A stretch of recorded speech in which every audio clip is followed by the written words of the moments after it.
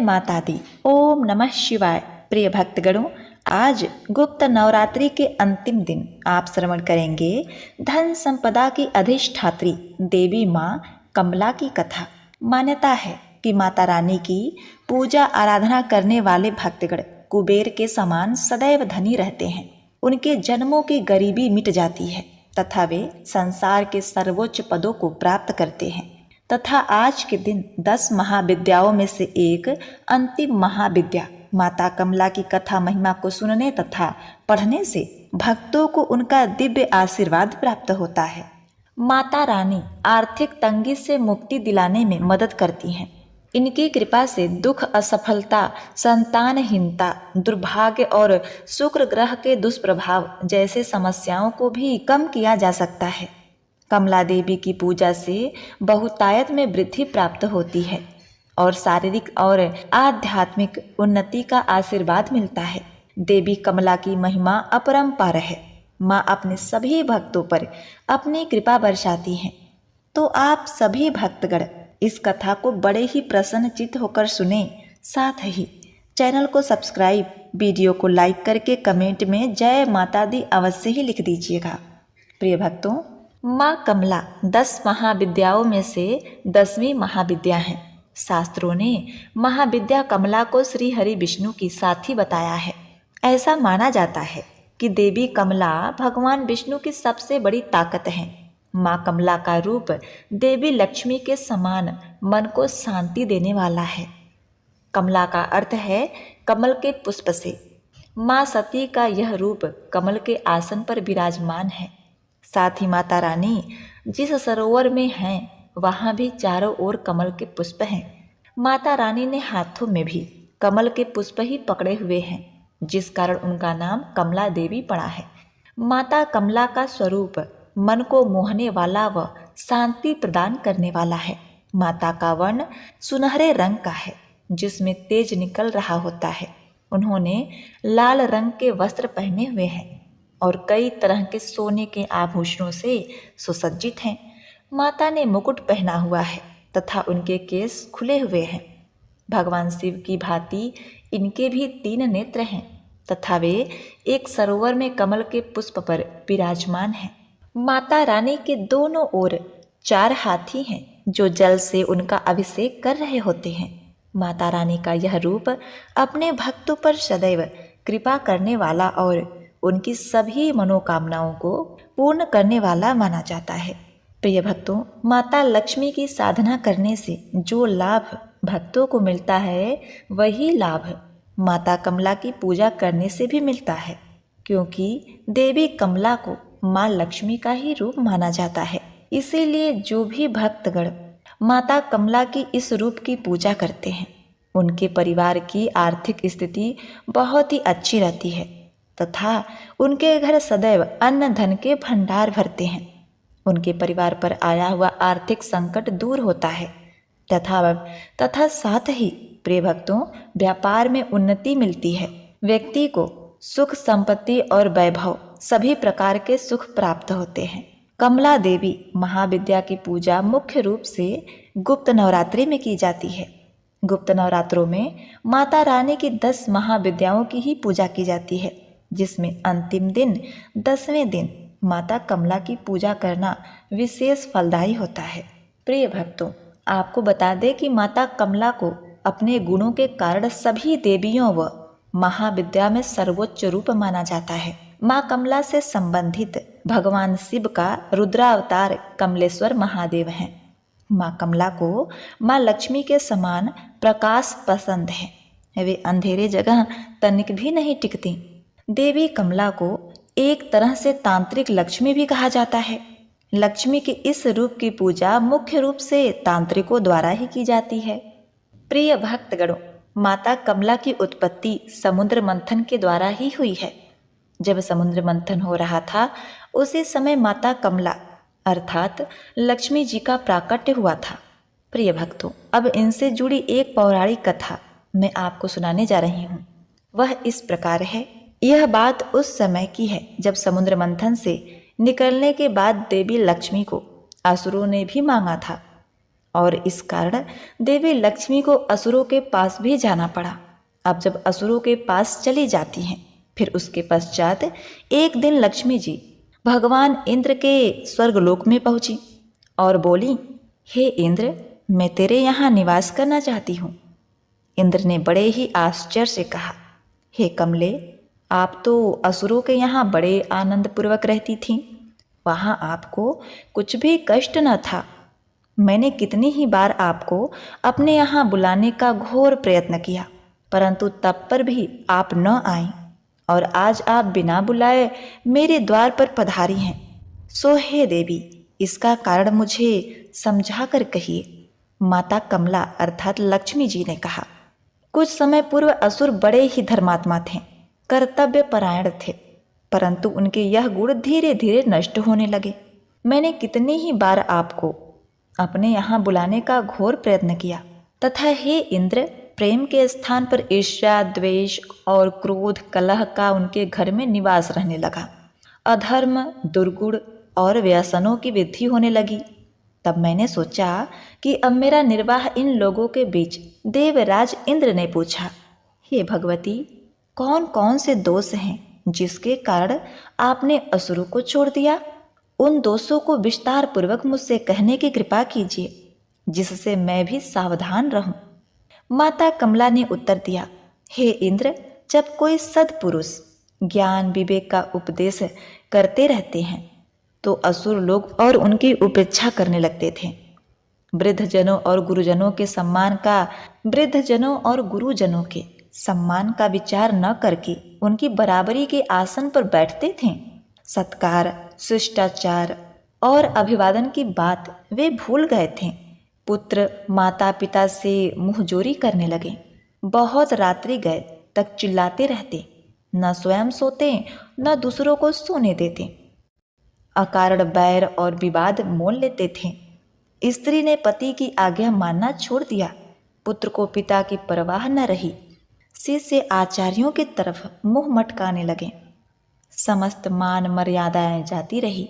भिक्षा और दान देना बंद करके अपने ही ऐश आराम में धन खर्च करने लगे। घर के बच्चों की परवाह न करके बूढ़े पुरुष चुपचाप मधुर मिष्ठान अकेले ही खा जाया करते थे। जहाँ ऐसे निर्लज आचरण होते हैं, वहाँ हे इंद्र, भला मैं किस प्रकार रह सकती हूँ? तथा हे इंद्र, आगे सुनो। वह असुर लोग फलदार व छायादार हरे भरे वृक्षों को काट दिया करते थे। दिन चढ़े तक वे लोग सोते रहते थे और रात्रि के पहर तक खाते रहते थे। भक्ष और अभक्ष अन्न का विचार न करते थे। सत्कर्म करना तो दूर की बात, दूसरों को करते देखते थे तो उसमें भी विघ्न उत्पन्न करते थे। स्त्रियां साज सज्जा व आलस्य व्यसनों में व्यस्त रहने लगी। घर में अनाज बिखरा पड़ा रहता था, जिसे चूहे खा खाकर उपद्रव करते थे। खाद्य पदार्थ खुले पड़े रहते थे, उन्हें कुत्ते बिल्ली चाटते रहते थे। गम्य अगम्य का विचार छूट गया। घर में ही व्यभिचार होने लगा। मादक द्रव्यों में, जुए में, नाच तमाशों में रुचि बढ़ने लगी। लापरवाही का हर ओर साम्राज्य था और वे चुरा चुरा कर अपना घर भरने लगे। उनके ऐसे आचरण देखकर मेरा जी जलने लगा। एक दिन मैं चुपचाप उनके घर से चली आई। अब वहाँ दरिद्रता का निवास होगा।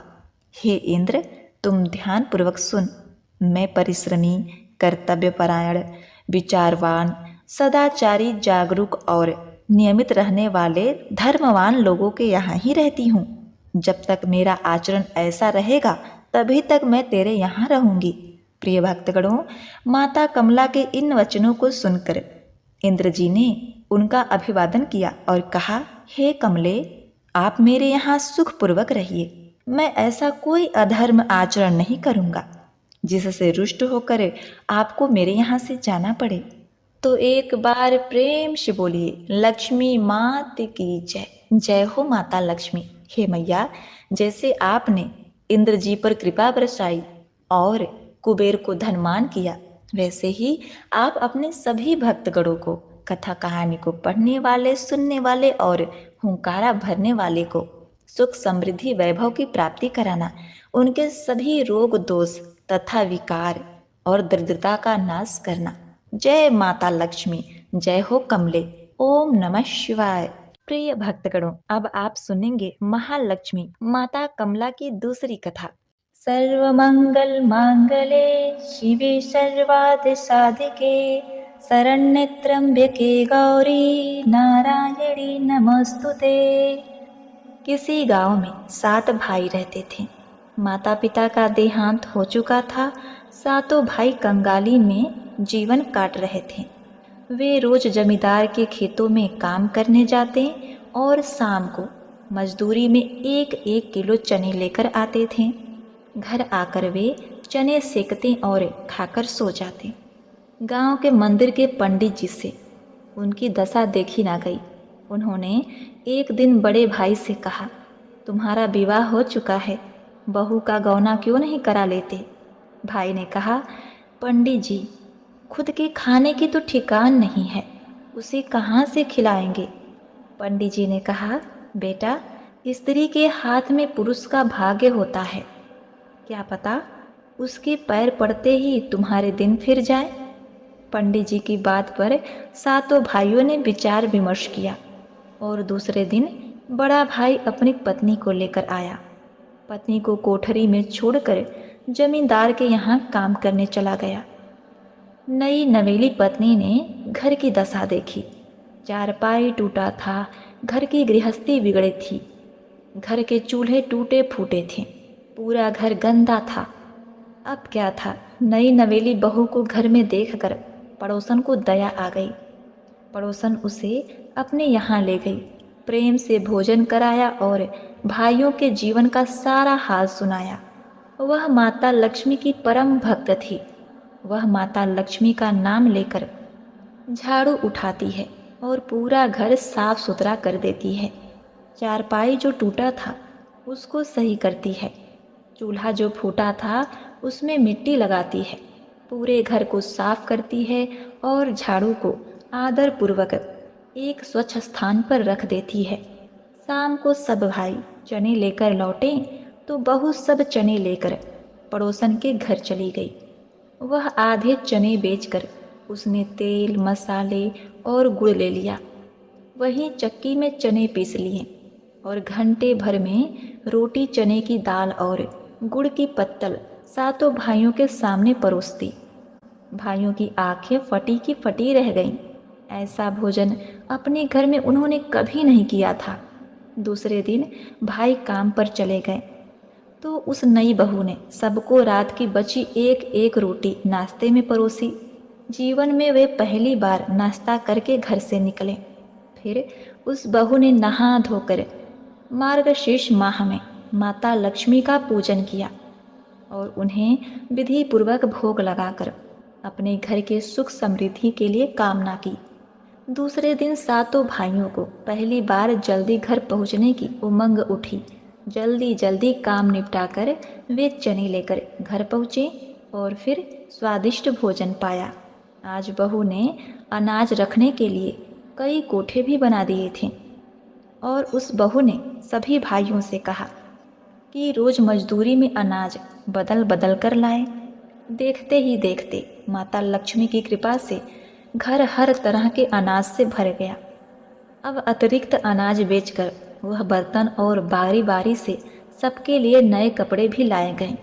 2 महीने के अंदर सारे घर की दशा बदल गई। एक दिन वही पंडित जी जिन्होंने गौने का सुझाव दिया था उस घर के सामने से निकले तो भाइयों ने उनका आशीर्वाद लिया। पंडित जी ने मुस्कुराकर कहा, क्यों पुत्रो, कहा था ना मैंने, स्त्री ही घर का भाग्य बदल सकती है, क्योंकि वही घर की लक्ष्मी होती है। घरनी घर बिन भूत का डेरा, बिना घरनी बिना स्त्री के घर भूत का डेरा होता है। जहाँ स्त्री माँ लक्ष्मी की पूजा करती है, माँ लक्ष्मी की भक्ति होती है, वहाँ माता लक्ष्मी सदैव निवास करती हैं। उसके घर को छोड़कर कभी भी नहीं जाती। सभी भाइयों ने हाथ जोड़ लिए और कहा, आपने और इस लक्ष्मी बहू ने हमारा जीवन बदल दिया। जय हो माता लक्ष्मी। ओम नमः शिवाय। हे माता लक्ष्मी, जिस प्रकार आपने इतनी गुणवान लक्ष्मी रूपा बहू उन सातों भाइयों के घर में दिया, उसी प्रकार सभी के घरों में लक्ष्मी रूपा बहू को देना। ओम नमः शिवाय। प्रिय भक्तों, अब आइए सुनते हैं माता लक्ष्मी की तीसरी कथा। या देवी सर्वभूतेषु विष्णुमायेति संस्थिता, नमस्तस्यै नमस्तस्यै नमस्तस्यै नमो नमः। एक बार भगवान नारायण लक्ष्मी जी से बोले, लोगों में कितना भक्ति बढ़ गई है, सब नारायण नारायण कहते हैं। तो लक्ष्मी जी बोली, आपको पाने के लिए नहीं, मुझे पाने के लिए भक्ति बढ़ गई है। भगवान ने कहा, लोग लक्ष्मी लक्ष्मी ऐसा जाप थोड़े ही ना करते हैं। इस पर माता लक्ष्मी बोली कि विश्वास ना हो तो परीक्षा हो जाए। नारायण भगवान एक गांव में ब्राह्मण का रूप लेकर गए। एक घर का खटखटाया। घर के जजमान ने दरवाज़ा खोलकर पूछा, कहाँ के हैं? भगवान बोले, हम तुम्हारे नगर में भगवान का कथा कीर्तन करना चाहते हैं। जजमान बोला, ठीक है महाराज, जब तक कथा होगी तब तक आप हमारे घर में रहना। गांव के कुछ लोग इकट्ठा हो गए और सब तैयारी कर दी। पहले दिन कुछ लोग आए। अब भगवान स्वयं कथा कर रहे थे तो सत्संग बढ़ी। दूसरे दिन, तीसरे दिन और फिर भीड़ हो गई। भगवान खुश हो गए कि कितनी भक्ति लोगों में है। लक्ष्मी माता ने सोचा, अब देखा जाए कि क्या चल रहा है। लक्ष्मी माता ने बूढ़ी माता का रूप लिया और उसी नगर में पहुंची। वहीं एक महिला ताला बंद करके कथा में जा रही थी कि माता उसके द्वार पर पहुंची और बोली, बेटी जरा पानी पिला दे। तो वो महिला बोली, माता जी 3:30 बजे हैं, मेरे को प्रवचन में जाना है। लक्ष्मी माता बोली, पिला दे बेटी, थोड़ा पानी तो पिला दे, बहुत प्यास लगी है। तो वो महिला लोटा भर के पानी लाई। माता ने पानी पिया और लोटा वापस लौटाया तो वह लोटा सोने का हो गया। यह देखकर महिला अचंभित हो गई कि लोटा तो दिया था तो स्टील का था और वापस लिया तो सोने का। कैसी चमत्कारी माता जी हैं। अब तो वो महिला हाथ जोड़कर कहने लगी कि माता जी, आपको तो भूख भी लगी होगी, खाना खा लीजिए। ये सोचकर कि माता जी खाना खाएंगी तो थाली, कटोरी, चम्मच, गिलास आदि भी सोने की हो जाएंगे। माता लक्ष्मी बोली, तुम जाओ बेटी, तुम्हारा प्रवचन का समय हो गया। वो महिला प्रवचन में आई तो सही, लेकिन आसपास की महिलाओं को सारी बात बताई। अब महिलाएं यह बात सुनकर चालू सत्संग में से उठकर चली गईं। अगले दिन कथा में लोगों की संख्या कम हो गई तो भगवान ने पूछा कि लोगों की संख्या कैसे कम हो गई। किसी ने कहा, एक चमत्कारी माता जी आई हैं जो नगर में जिसके घर दूध पीती हैं तो गिलास सोने का हो जाता है, थाली में रोटी सब्जी खाती हैं तो थाली सोने की हो जाती है, उसके कारण लोग प्रवचन में नहीं आए। भगवान नारायण समझ गए कि लक्ष्मी जी का आगमन हो चुका है। इतनी बात सुनते ही देखा कि जो जजमान सेठ जी थे वो भी उठकर खड़े हो गए और खिसक गए। पहुँचे माता लक्ष्मी जी के पास और बोले, माता, मैं भगवान की कथा का आयोजन कर रहा था और आप मेरे घर को ही छोड़ दिया। माता लक्ष्मी बोली, तुम्हारे घर तो मैं सबसे पहले आने वाली थी, लेकिन तुमने अपने घर में जिस कथाकार को ठहराया है ना, वो चला जाए तभी तो मैं आऊँगी। सेठ जी बोले, बस इतनी सी बात, अभी उनको धर्मशाला में कमरा दिलवा देता हूँ। जैसे ही महाराज भगवान विष्णु कथाकार के घर आए तो सेठ जी बोले, महाराज आप अपना बिस्तरा बांधो, आपकी व्यवस्था अब से धर्मशाला में कर दी गई है। भगवान बोले, अभी तो 2-3 दिन बचे हैं कथा के, यही रहने दो। सेठ बोले, नहीं नहीं, जल्दी जाओ, मैं कुछ नहीं सुनने वाला, किसी और मेहमान को ठहराना है। इतने में लक्ष्मी जी आई और कहा, सेठ जी आप थोड़ा बाहर जाओ, मैं इनसे निपट लूँ। माता लक्ष्मी जी भगवान से बोली, प्रभु प्रभु अब तो मान गए। भगवान नारायण बोले, हाँ लक्ष्मी, तुम्हारा प्रभाव तो है, लेकिन एक बात तुमको भी मेरी माननी पड़ेगी। तुम तब आई जब संत के रूप में मैं यहाँ आया। संत जहाँ कथा करेंगे वहाँ लक्ष्मी तुम्हारा निवास जरूर होगा। यह कहकर नारायण भगवान ने वहाँ से बैकुंठ के लिए विदाई ली। अब प्रभु के जाने के बाद अगले दिन सेठ जी के घर गांव वालों की भीड़ लग गई। सभी चाहते थे कि माता सभी के घरों में बारी बारी से जाएं, पर क्या था, लक्ष्मी माता ने सेठ और बाकी सभी गांव वालों को कहा कि अब मैं जा रही हूँ। सभी कहने लगे, माता ऐसा क्या हो गया, क्या हमसे कोई भूल हो गई? माता ने कहा, मैं वहीं रहती हूँ जहाँ नारायण का वास होता है। आपने नारायण को तो निकाल दिया, मैं भी कैसे रह सकती हूँ। और वे चली गईं। प्रिय भक्तों, जो लोग केवल माता लक्ष्मी को पूजते हैं वे भगवान नारायण से दूर हो जाते हैं। अगर हम नारायण की पूजा करें तो लक्ष्मी जी तो वैसे ही पीछे पीछे आ जाएंगी, क्योंकि वो उनके बिना रह ही नहीं सकती। तो इसी बात पर प्रेम से बोलिए, ओम नमो भगवते वासुदेवाय नमः।